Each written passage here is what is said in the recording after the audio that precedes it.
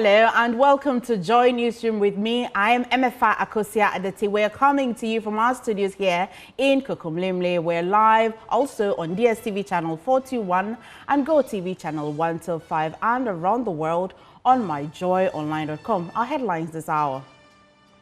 Cerebrospinal meningitis, what you know as CSM, arise in Upper West region with death toll hitting 14. We'll bring you details as Send Ghana calls for emergency health protocol to curb the situation.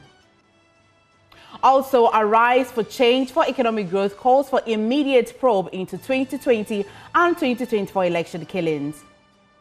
We expect a credibility report that reflects the truth if the findings do not align with the evidence we saw in the video.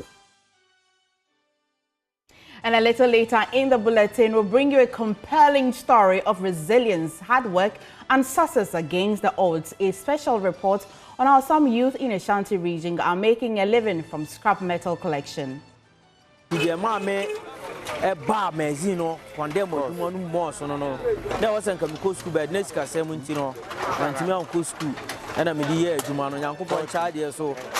year Jumana Yeska be a shop with fear, a Jumonuma, my Yeska, the 2 Buruchiri. We are your home of independent, fearless, credible journalism. Please stay for details.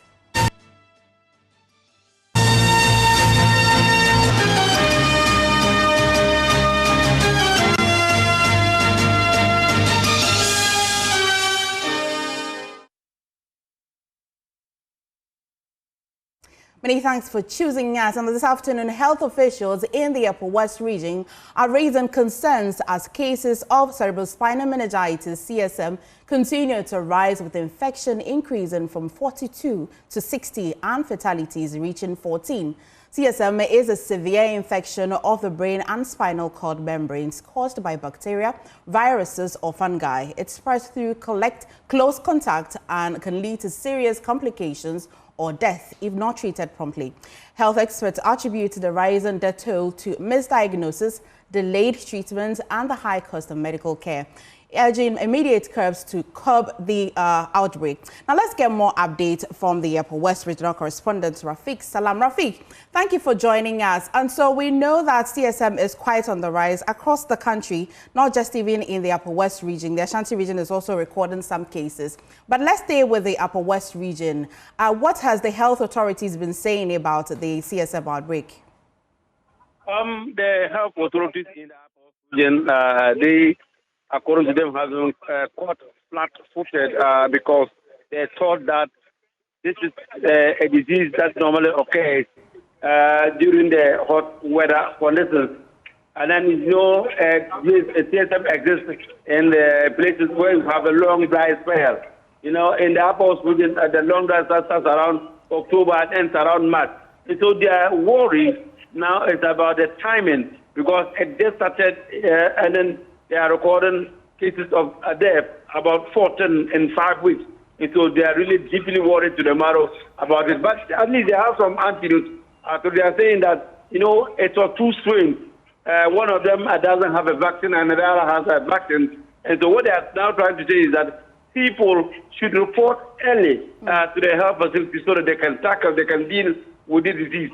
Because their major problem has to do with the number of people who have the disease and are keeping it at home. They thought that it's a normal headache. And so that's the reason why that they have lots of deaths in the region. So they are encouraging people to come around. And then also, once you are treated with CSM, it will be of no charge. And so majority of the people who also die as a result of CSM doesn't have a health insurance card. And so because of that, they delay in the housing because of these payments. So the health authorities are come out due to the benevolence of the new Director General. He is saying that whoever is taking care of the health medication on CSM will not pay. So these are the measures that they are taking in the region. But we are also told the information that we got is that during the course of the week, there will be some high-power delegation from Accra. Probably the new Director General of the Ghana Health Service will be among for them to see how things will pan out in the region. Well, have they also touched on the main reason why it can escalate quickly to cause death? Because we have recorded 14 persons dying in Upper West region.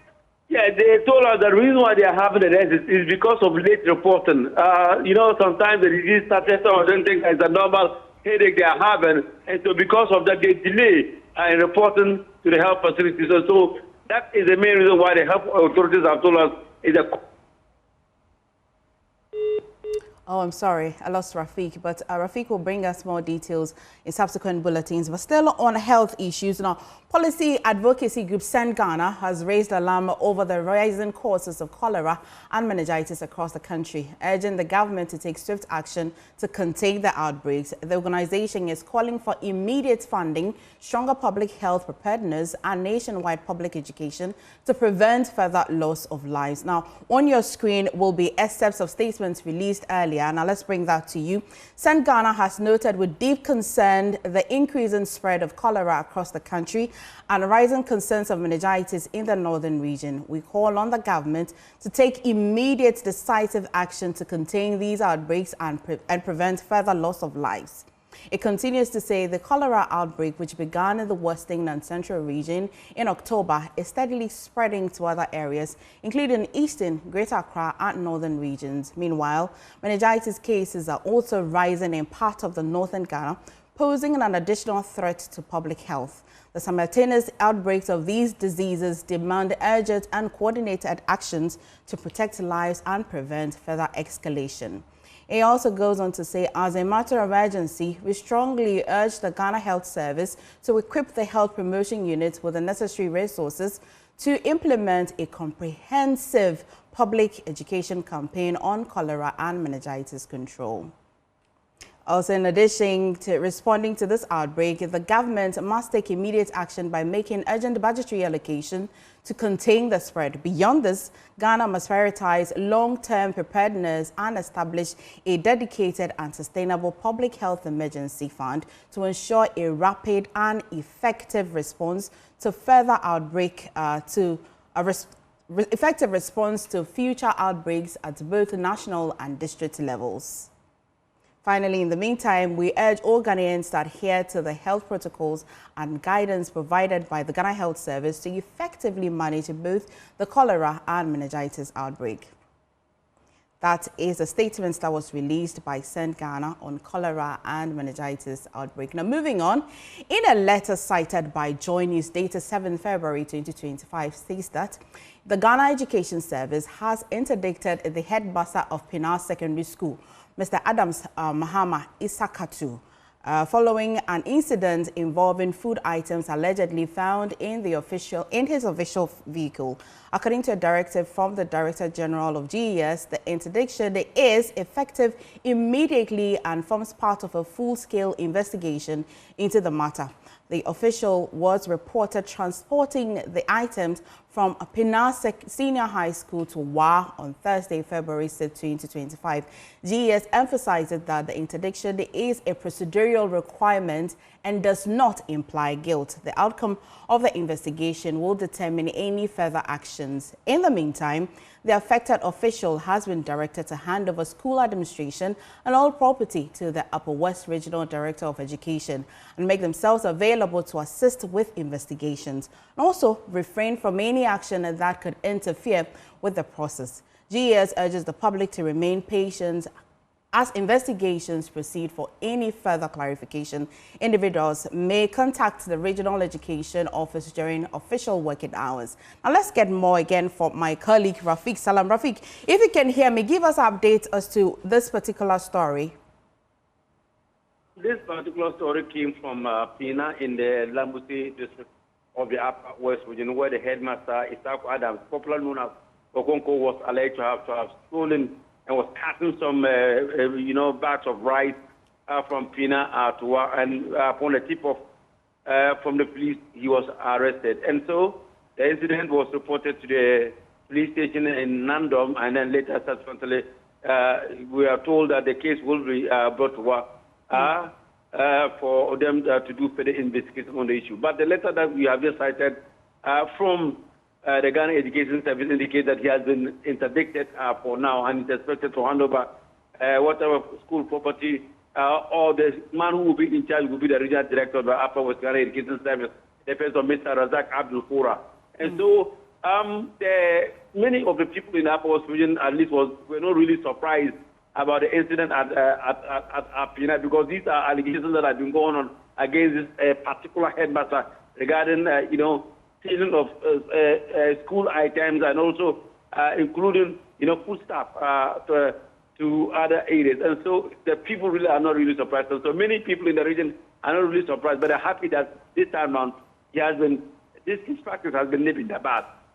Well, so Rafiq, you're telling us that it's not quite new. Many people have alleged that he's been doing this for a while now. And so how was this particular incident found out? Was it that there was a tip-off, or it was just a routine check by the police and then they found all these items in the back of the truck? No, it was upon a tip-off. It's from within, some circles at the school, and then they reported to some people around.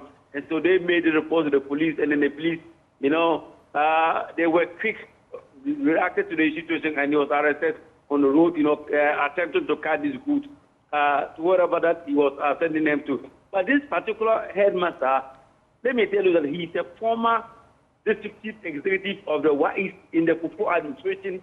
He later became the chairman of the MPP in the West constituency, and then later, after the tenure of MPP, then he made waves some 3-4 years ago and became a headmaster of this particular area. And so even it's been alleged that even in the constituencies or wherever, or the assemblies that he was alleged to have been involved with some of these things. And so the people really are not really surprised about whatever that is really happening, And so they are happy that he has been, at least he has been arrested. And then they are praying that justice will prevail this time. Interesting, Rafiq. Finally, before I let you go, do we know whether the handing over has happened already, especially administrating of the school? For now, it's the weekend, and they're expecting that by tomorrow, Monday, which is the second officer working day, then the handover will take place. Right. Thank you so much, Rafiq, for bringing us that update. Moving away, the Arise for Change for Economic Growth, a pro-NDC group, has called for a transparent investigation into the election-related killings that occurred in the Techiman South constituency, another part of the country, during the 2020 and 2024 elections. Chairman of the group, DS Mahama Idrisu, at a press briefing in Techiman, emphasized the need for impartiality in the investigative process, expressing concerns over alleged bias within the Criminal Investigation Department, CID, of Ghana Police Service. Anna Stabit has more. The press briefing held at the Techiman Zongo LA School Park and addressed by DS Mahama Idrisu, the national chairman of Arise for Change for Economic Growth, a group affiliated with the ruling National Democratic Congress, seeks to, amongst other things, call for a transparent investigations into election-related killings that occurred in the Techiman South constituency and other parts of the country in the 2020 and 2024 presidential and parliamentary elections. Today, we, the ASEC, want to draw the attention of all Ghanaians into some critical issues affecting our nation.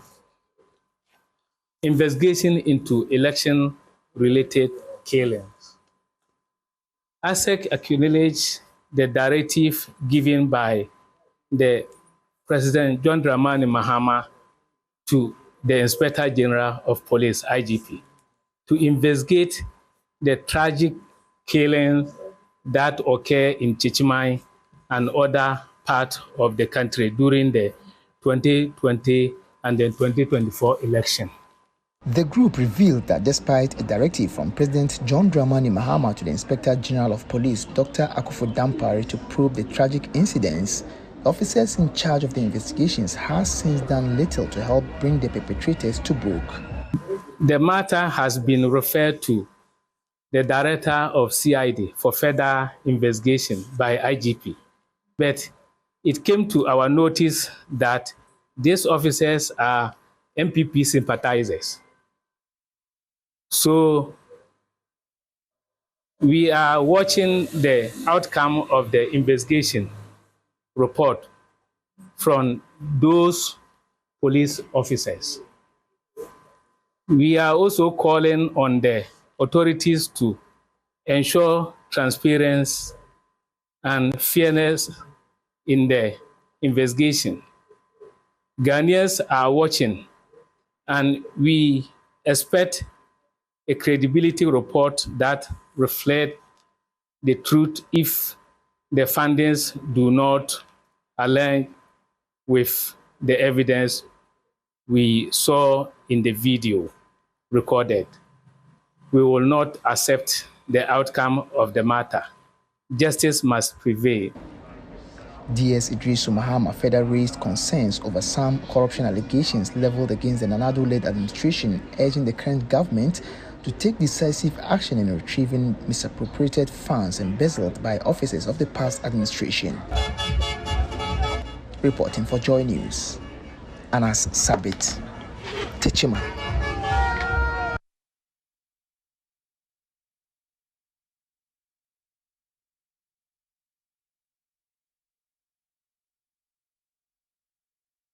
Now moving on, both the minority and majority in Parliament are backing a petition calling for an investigation into unsavory remarks directed at the late President Jerry John Rawlings' daughter. The MPs condemned the incident and demanded accountability. While no one has claimed responsibility, speculation surrounds former Lands and Natural Resources Minister Samuel Abujinapo as the rumored source of the remarks. But he firmly denies the allegations, condemned at the comments, and supported calls for an investigation into the matter. His statement follows the petition from the Rawlings Foundation, urging the Speaker to probe and identify the culprit. Not even hear those words being spoken, and I had not followed the conversation until the following morning when somebody drew my attention to the false claim that I spoke those words, but I don't know who authored those words. I believe an investigation of a sort we should be able to cover that. But whilst I have the opportunity, something, let me just say for the records, first of all, that I don't speak in that manner. I don't. Anybody in all humility and modesty who's followed my career, who knows me, well knows that I don't speak in that manner. Secondly, as I said, I did not even hear those words being spoken, and obviously it couldn't have been me. I don't even speak across the aisle in Parliament. I only speak on the floor of Parliament publicly. And thirdly, I have had a very good personal relationship with former President Rawlings when he was alive. He was somebody who took a great interest in me as a young politician. And I've had an excellent relationship with the Rawlings family over the years. I have a very excellent relationship with Dr. Zenato. In fact, I will classify that relationship as being friends, and I've spoken to her since this matter came up, and I will be the last person to utter those kinds of words. Why will some people want to fix this on you? Well, I don't know, but this is our politics. I mean, the day in question, I think that was the day we took the report on Honorable Sam George and Honorable Kujito Ablakwa. And, you know, I spoke my mind as always. I don't know to what extent that will contribute to anybody wanting to pin this on me. But anybody who knows me knows the relationship I have with the Rawlings family generally, and I will be the last person to speak in that manner about them. And I condemn those words in no uncertain terms. I have excellent relationship with Dr. Zenato Rawlings. I have great respect for her, and I will again be the last person to utter such unsavory, unfortunate comments about her. Also weighing in is Dr. Tia Kabiru Mahama of the minority, who described the comment as unacceptable and called for swift action to uphold the dignity of Parliament. Dr. Tia Kabiru Mahama condemns remarks, demands swift action as well. The proper thing is to let the person own up to the words. If the person has to apologize to Zenato and the family of ex-President Rawlings, he would apologize, and we'll have a way of dealing with that. But I'm not sure, and even myself sitting very close to this whole event, I'm not able to tell who was the person. I've tried to do some voice audit to see whether friends I know who are sitting within closer to Abu, whether any of them the voice is similar to that of the voice I heard. Okay, I remember on backstage I had some discussion with some people, just trying to pin it to some specific people, but I have not been able. And I'm not sure Afenyo, from where he was sitting in the front row, turning back, trying to put his members in order, would be able to tell which specific person had made that comment. Because you would rather that the person himself owns. I would rather suggest that the person himself owns up as an honorable person to say that, look, it is in the midst of this crisis or this particular confusion that I uttered these words. I shouldn't have said those words, and I apologize on reserve. I'm sure the Rawlinson's family would be more kind enough to accept the apology. Okay. And on the majority side, Communications Minister Samuel Nate George also condemned the remarks, describing it as despicable. He urged the Marshal Departments of Parliament to release CCTV footage from the chamber to assist in the investigation. I believe that that's an issue that we're investigating, Parliament is investigating. I think that we need to get to the bottom of that. You sat in the House at yes, the time. And I'm clear where the voice came from. What section? It came from behind Afenyo. It came from behind Afenyo, and there's a portion of the House where we had the voice from. If you sit in the chamber, you know. And my position is very simple, that we've got, apart from the cameras that broadcast, we've got CCTV cameras in the chamber. Okay. The Marshal's Department must produce the CCTV footage of the chamber. It would allow us to see, because nobody could have made those comments without some kind of gesticulation. We knew who was speaking at the time. It would allow us zero in on the particular individual. And then you can always do forensic voice analysis and all of the people sitting in that particular space. It's very possible and it's very easy to do this if we're committed. I think that Parliament must do this, and we must set an example. And many times we have a tendency to push things under the carpet because it's us, it's internal. But I think that this is one of the watershed moments where Parliament must distinguish itself and say the right thing ought to be done. Are you embarrassed by it? Absolutely. So you encourage your members who saw the particular person to point them out? Absolutely. It's the honorable thing to do. We bear the title honorable. That conduct was dishonorable. I mean, the reference to make to the Honorable Zanator Ajman Rawlings in reference to her father. And clearly, whoever made those comments is oblivious of the relationship in the latter years that existed between President Akufo-Addo and the late Jerry Rawlings. To the point that President Akufo-Addo had to call Jerry Rawlings founder of the Fourth Republic. Absolutely. So, I mean, that's why I'm saying we need to isolate this, because it casts a slur on all 275 members currently sworn in Parliament. It casts a slur on all of us.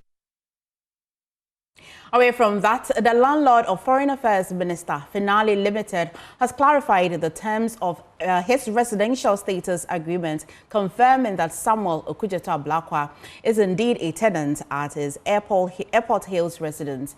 The request by Ablakwa to Finale Limited to confirm his residential status was prompted following his appearance before the Appointments Committee, which ordered him to provide proof of his residential status, occupancy, and property ownership after telling the committee he has been living in a property for the last 8 years. This property at Airport Hills, how long have you been living at Airport Hills?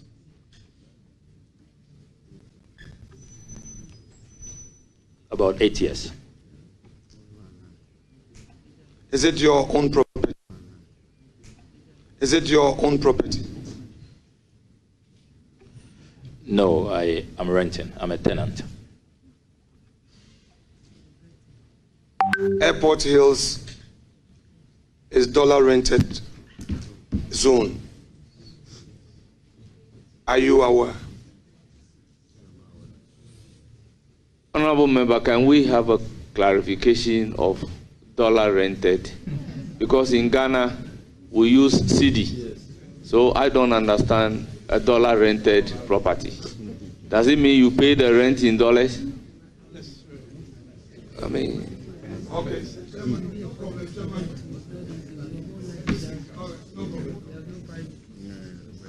Okay, Honorable Member. So your rent, do you pay it monthly or you pay it annually?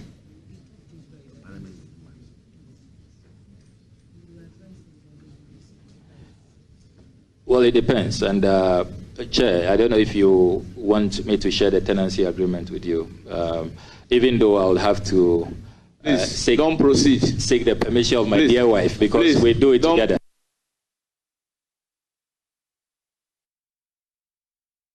In a response, Finale Limited wrote to the chairman of the Appointments Committee, Bernard Ahiafo, outlining the details of a Blackwest tenancy agreement dated March 1, 2017, and a land title certificate issued on December 15, 2017. Here are the details contained in that letter.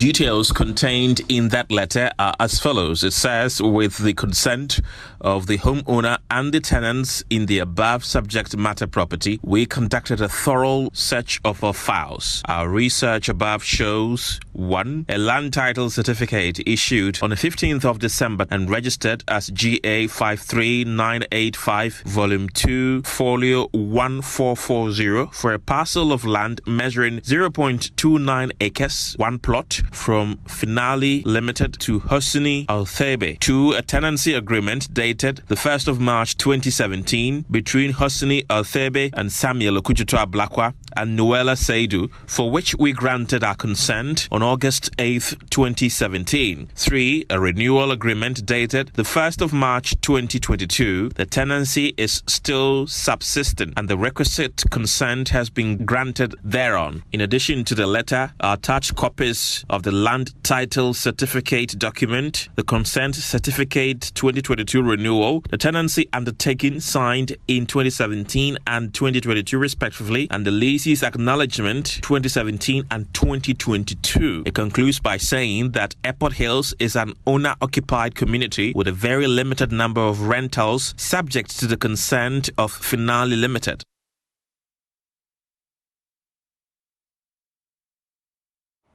To mark 25 years since completing school, the Achimota 2000 year group is giving back to their alma mater with the construction of an 18 classroom block.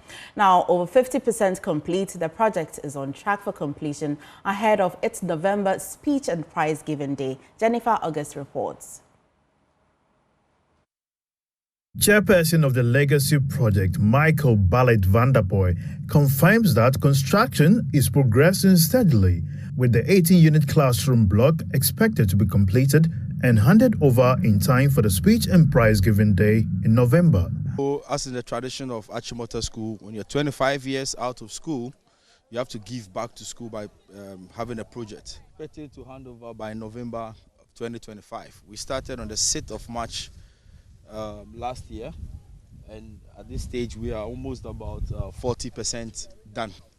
Yeah, and this is from funds just from the year group, no external funds. And so we decided to have this viewing session for people to come and see and to use that platform to solicit funds. Architect and 2000 year group member Samuel Nate explains that each classroom is designed to accommodate 50 students, allowing the block to house approximately 800 students once completed. It's an 18-unit classroom block, so it's for students basically. But we have we also added a staff common room, an ICT center, and then a library. And then we have washrooms at the far ends. So it's an 18-unit classroom block in total. Each classroom is going to take about 50 students. That's from the headmaster. And then, so we are looking at overall over 800 students. This will be serving about over 800 students. Yeah. We also want the building to be sustainable. So we are thinking of going solar and then getting our own borehole to service the building. The project is estimated at 7 million cedis, has already utilized 1.4 million cedis. Finance Committee Chair Kwame Isumeninjima is appealing for additional funds to ensure timely completion. We're looking at about 7 million Ghana cedis to complete the project. So for where we've gotten to, we've spent a little close to 1.4 million Ghana cedis to get to where we are. We are looking at raising an additional 5.2 million Ghana cedis to complete the finishing and every other thing in the building. The Achimota 2000 year group continues the tradition of giving back 25 years after graduation and remains committed to delivering this facility for students and teachers before the year ends. Jennifer August reports for Joy News.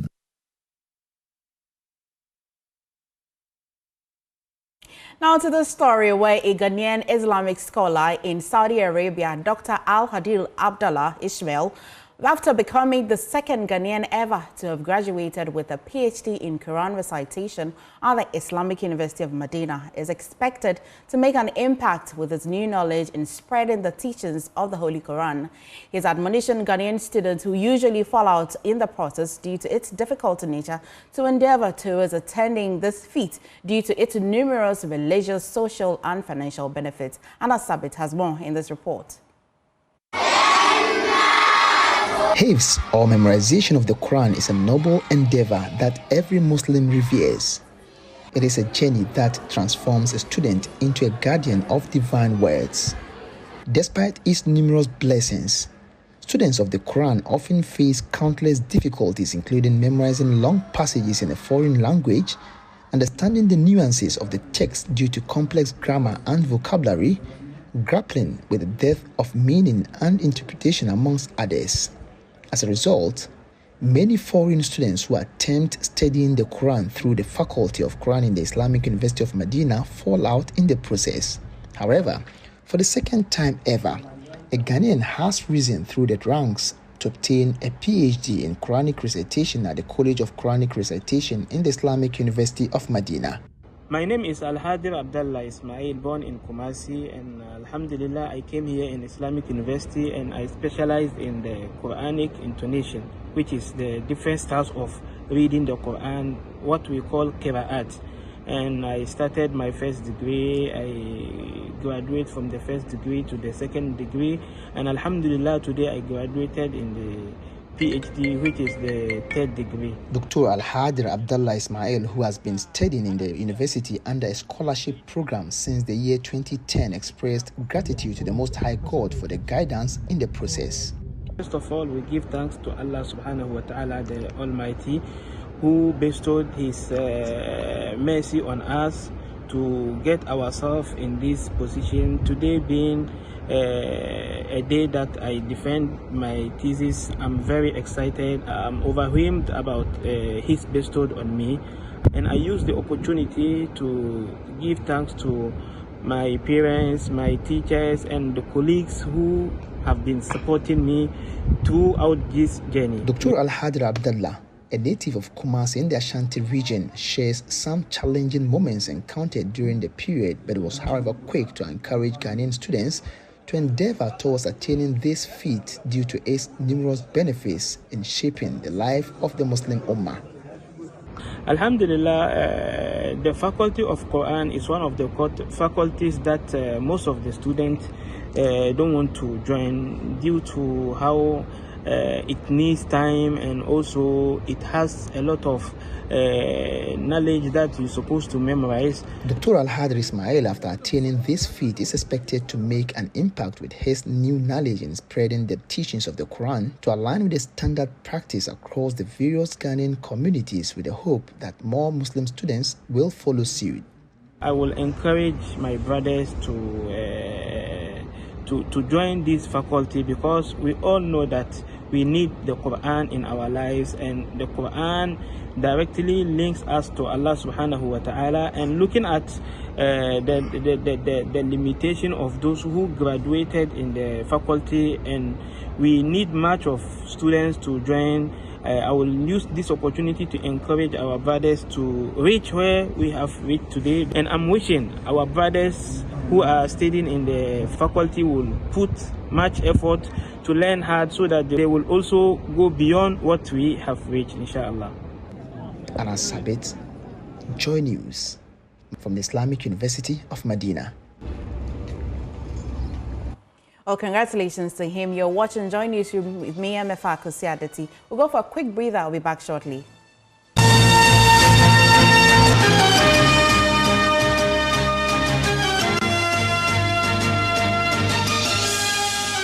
Welcome back and thank you for staying. Now, the National Security has carried out a major operation seizing a significant but unspecified amount of US dollars and Ghana cedis, including counterfeit notes concealed in a 20-foot shipping containers. The containers were traced to a warehouse in Sapiaman, Ghana South Municipality, where a special operation was launched following a tip-off.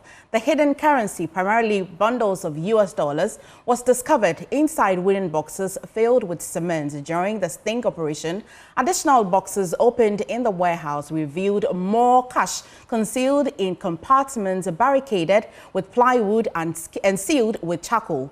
According to national security operatives, 2 containers remain on the loose, but state security trackers are actively pursuing them. Meanwhile, a manhunt is underway for 4 suspects, including ringleader known as Alaji. The warehouse search uncovered even more shocking findings, including boxes of metal suspected to be gold bars, counterfeit Ghana cedi notes in 50 cedis and 100 cedis notes denominations, as well as fake Ghana Army uniforms and boots.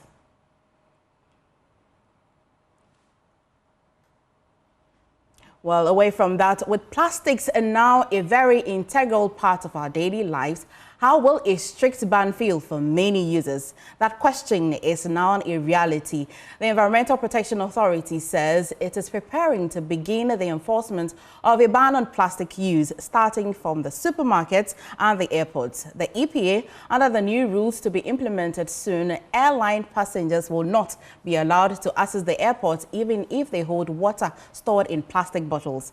Acting Chief Executive of the EPA, Professor Nana Amakluche, who has been sharing the plan in an interview with my colleague Sweetie Abochi for her upcoming show, Women, Power and Politics.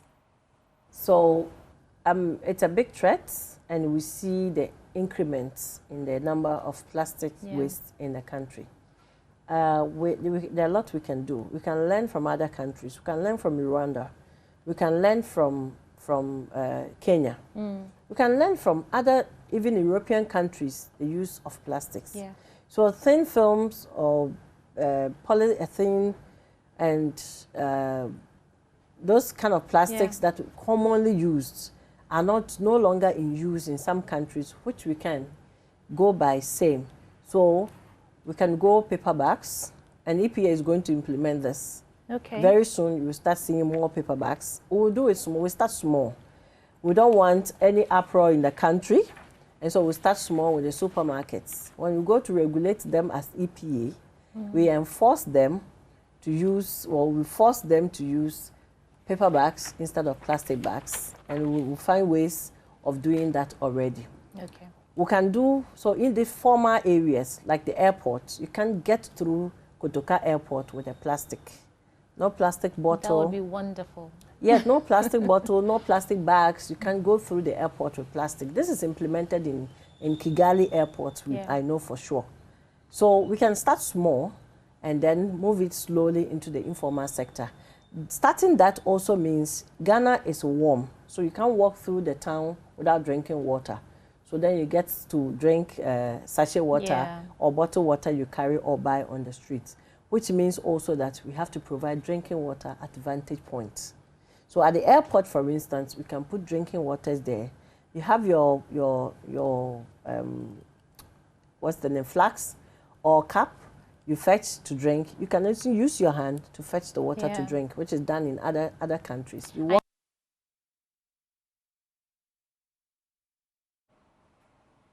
The 2025 edition of the Love FM Health and Fitness Walk exceeded expectations as participants show up in their numbers for the exercise. Individuals, schools, groups and staff of some corporate institutions were thrilled to join the walk. Irabuna Akwe has more in the following report.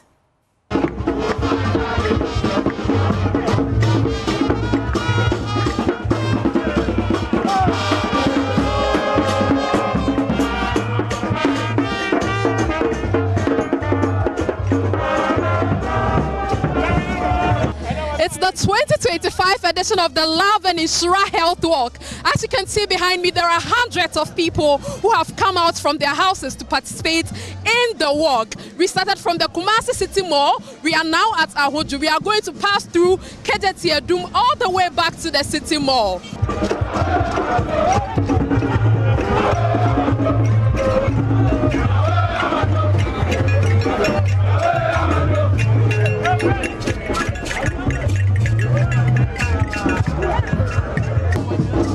We are really thrilled about the number of people that have shown up today. Listeners from all across Ashanti region, and the energy has been impressive, really massive. Well, it's been great. I have enjoyed myself.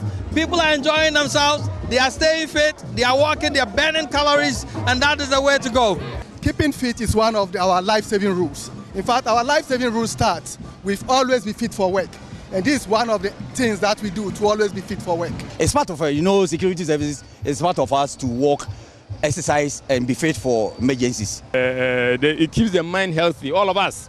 Once you now go home, you freshen up, then the mind is open, free, then you can think and do a lot of good things that you want to do for the rest of the day.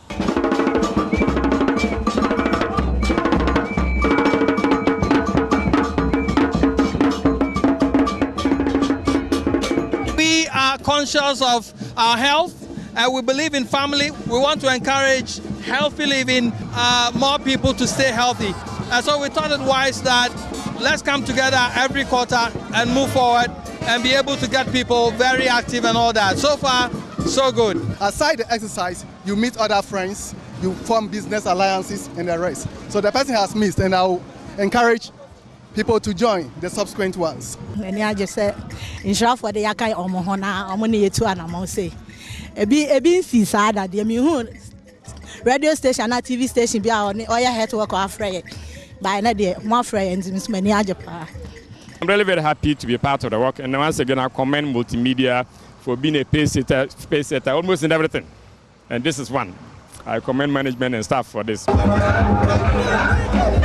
Yeah, so this brings us to the end of the Love FM Insure FM Health Walk. This has really been exciting, and we are ending with aerobics. See, the calories that we have burnt today can take us for the rest of the year.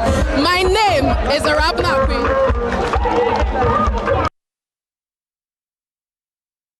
That was some jamboree in Kumasi, and I hope that if you're in Kumasi, you didn't miss that. But you're watching Joy Newsroom. We'll go for a quick break. Up next, business.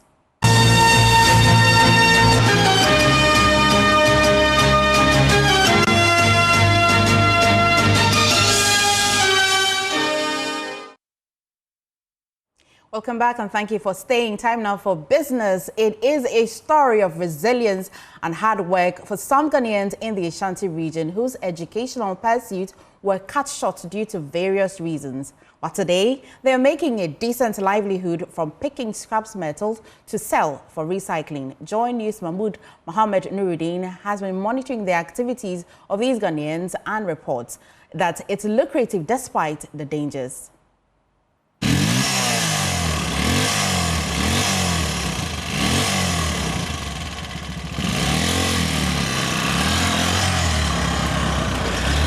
Okay, maybe the kitchen dear. My small business requires a relatively modest investment of 15,000 to 20,000 cedis if I could acquire a small Kia vehicle. It will also greatly support my business operations. Meet 37-year-old Ateni Akudugu, who started her journey to success by walking long distances, collecting scraps, and carrying them for miles to be sold.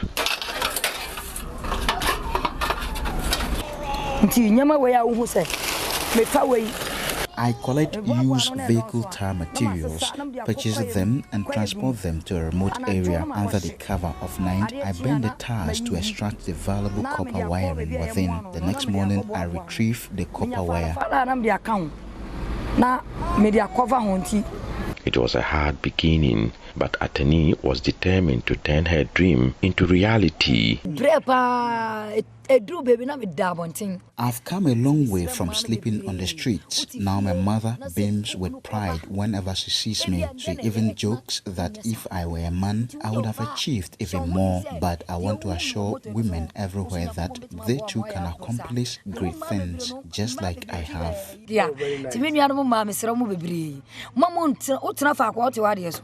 Atani is named as Ya Asantewaa by her circles because of her hard work and resilience.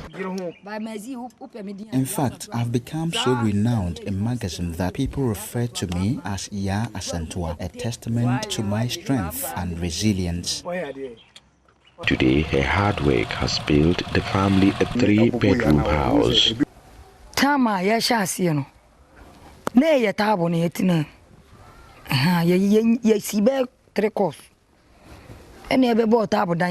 Initially, we faced immense hardship, sleeping in a basic wooden structure. Renting a room was out of our reach due to financial constraints. But through determination and joint effort, my husband and I were able to build our own 3-bedroom house, and we are grateful to God for this blessing.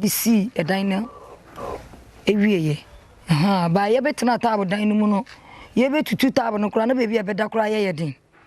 husband, Alali Akudugu, is appreciative of the wife's efforts in keeping home alive. I've always prayed fervently for her well-being. In fact, I've often said that if fate were to take one of our lives, please let it take mine instead, so that she can continue to care for our children. Losing her would be devastating. I don't know how I would manage to raise our kids on my own. I've diversified my work to include trading dirty oil, as there are times when scrap metal is scarce. To make ends meet, I buy and resell the dirty oil, partnering with someone to make it a viable venture. Ateni is not alone in this journey. Many young people who struggle in the educational system are making a living from the scrap business. Among them is Abbas Yusuf, who turned to gathering and selling of scraps after a challenging academic journey.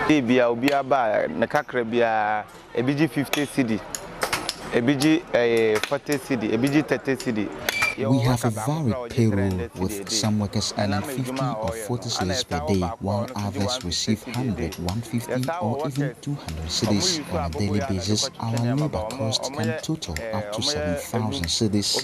200 cedis a day. But I say no cry, I say workers in a dim fast one in the BBA, and I'm saying DBA, it means 7,000 Ghana cedi. Then can is 70 million. Among the team is 19-year-old Zainuddin Bello, a high school graduate who once aspired to become a doctor. Now he's making a living through the collection of scraps.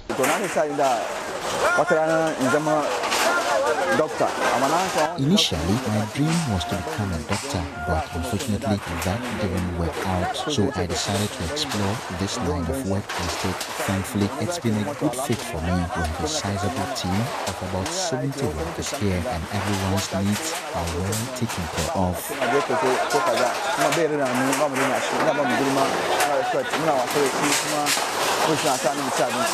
Also making an impact is Isa Ishaq, who could not afford to continue his education after junior high school. Now he stands as a crucial player in this business.